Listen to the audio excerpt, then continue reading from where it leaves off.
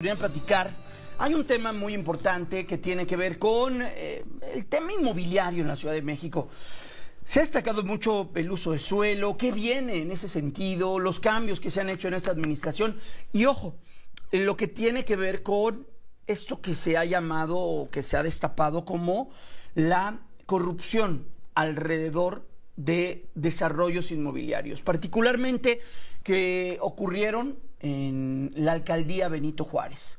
Platiqué con el titular de la Secretaría de Desarrollo Urbano y Vivienda de la Ciudad de México, Carlos Ulloa Pérez, y eso es lo que me dice particularmente de este caso, que aquí hemos abordado, que hemos tocado el tema, y que sí, ciertamente, pues es muy importante saber qué fue lo que ocurrió y pues intentar que esto no vuelva a suceder. La construcción es un motor económico muy potente y dentro de la legalidad, dentro de lo que está sucediendo en la Ciudad de México con esta reactivación después del COVID-19, pues sí es relevante que esto esté ordenado, que no exista nada alrededor de ello contaminado con la corrupción y por supuesto tener una mejor ciudad a través de los desarrollos de vivienda. Aquí tenemos parte de la charla.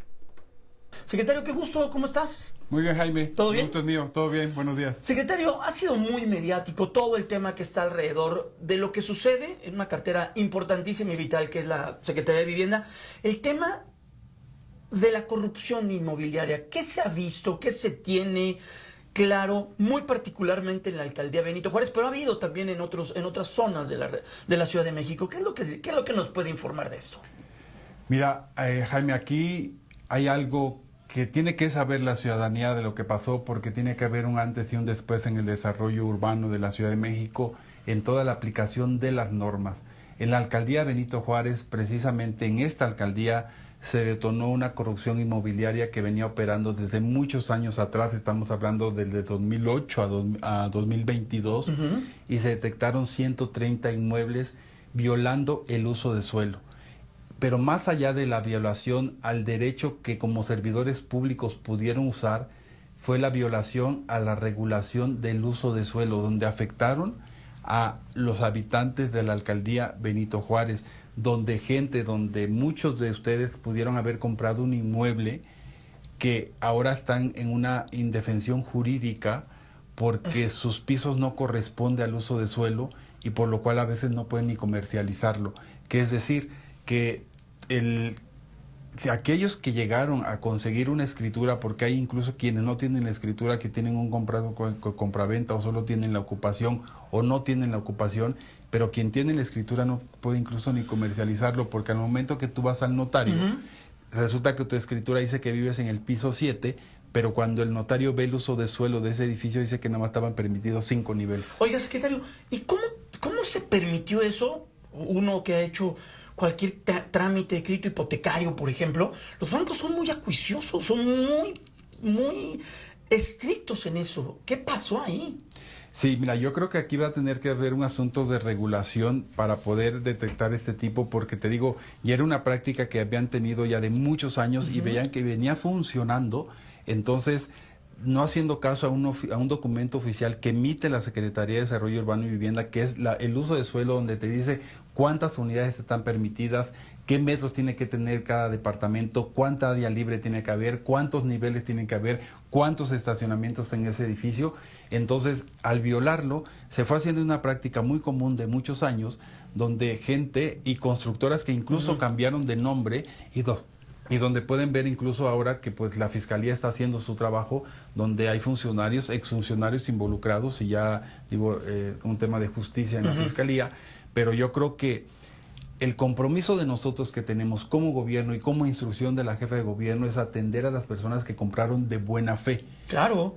Mucha gente que habita y como tú dices, se endeudaron, tienen un crédito hipotecario, fue el ahorro de toda una vida, o fue un ahorro o compartido, un crédito entre matrimonios compartido, que aún lo deben y incluso ahora quieren venderlo y no lo pueden vender. Entonces ese es el problema tan grave que existe, pero el compromiso de nosotros atenderlos. Abrimos una mesa, se atendieron 130 inmuebles, se detectaron que 130 inmuebles están en la irregularidad y todo esto corresponde a 264 pisos construidos de más. ¿De cuánto estamos hablando? ¿El valor de todo esto en cuestión de golpe al erario? Mira, estamos hablando como ¿de cuánto estamos hablando? Millones y millones de pesos. Es en la afectación. Pero lo que estamos haciendo nosotros es llevar un proceso de regulación, donde detectar a las empresas que construyeron, que paguen el potencial de lo construido, pero principalmente era garantizarles a los edificios que donde viven cuentan con las garantías del Instituto de la Seguridad de las Construcciones para esos pisos de más que construyeron. Ese es el primer paso, garantizar que están en un edificio construido para esos tipos de niveles que son seguros. Segundo paso es detectar quiénes son las empresas que paguen el potencial por lo construido y posteriormente hacer la regulación. Es un proceso largo, pero yo creo que es lo mejor que podemos hacer para que los ciudadanos cuenten con una garantía que el gobierno de la ciudad les está poniendo a la mano para que se acerquen. Ya tenemos una atención de un porcentaje como de 30 de ellos, con el interés de regularizarse, que se han acercado para regularizarse. Hay 3 empresas que ya se acercaron para hacer lo propio. Sin embargo, pues hay también empresas que incluso no las alcanzaron a vender, las rentan, son estas inmobiliarias todavía que no alcanzaron a comercializarlo o incluso a ocuparlos. Así que eso es lo que se detectó, una corrección inmobiliaria, y como digo, que siempre haya un antes y un después y que no vuelva a ocurrir esa práctica en la Ciudad de México. Estamos platicando con Carlos Ulloa, él es el secretario de Vivienda de la Ciudad de México. Secretario, ¿y cómo hacer para que en esta cruzada que se tiene desde el gobierno de la Ciudad de México no espantar a las demás inversiones? ¿Cómo atraer más inversiones? La construcción es altamente potencial para un buen desarrollo económico, inversión y todo ello. ¿Cómo se trabaja también del otro lado? Claro, el sentido y la razón de ser de la Secretaría de Desarrollo Urbano y Vivienda, primero es respetar la norma urbana. A partir de ahí avanzamos, analizamos los proyectos, pero algo muy importante en esta administración es la opinión de los vecinos.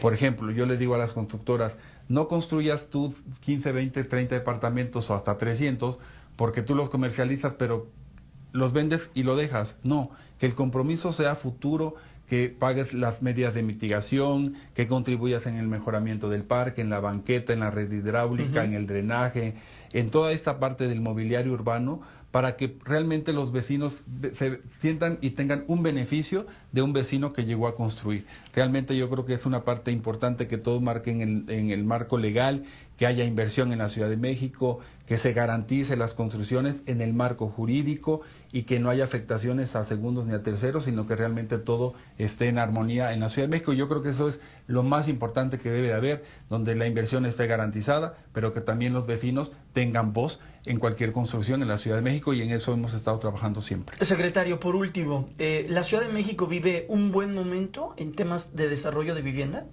Vive un momento porque ahora están en la legalidad y nos da mucho gusto porque todas de las construcciones están ahora pagando las medidas de mitigación y también a veces la donación que les corresponde. Utilizaban una práctica jurídica que era el amparo a la donación, ahora no, ahora la están cumpliendo y es en beneficio. Últimamente hemos entregado en la Miguel Hidalgo 17 trolebuses con un costo de 6,5 millones cada uno, se entregaron 17 y es de una medida de mitigación que se pagó aquí de una inmobiliaria en la alcaldía Miguel Hidalgo. Yo creo que ahí es donde realmente se ve el beneficio de estas contribuciones de los pagos a los derechos que tienen que ver en beneficio de la ciudadanía. Pues Carlos Ulloa Pérez, secretario de Vivienda de la capital del país, muchas gracias. Interesante lo que está sucediendo y por supuesto no hay que perder de vista esta investigación que se está realizando. Muchas gracias. Jaime, muchas gracias, muy buen día. Bien, Muchas gracias.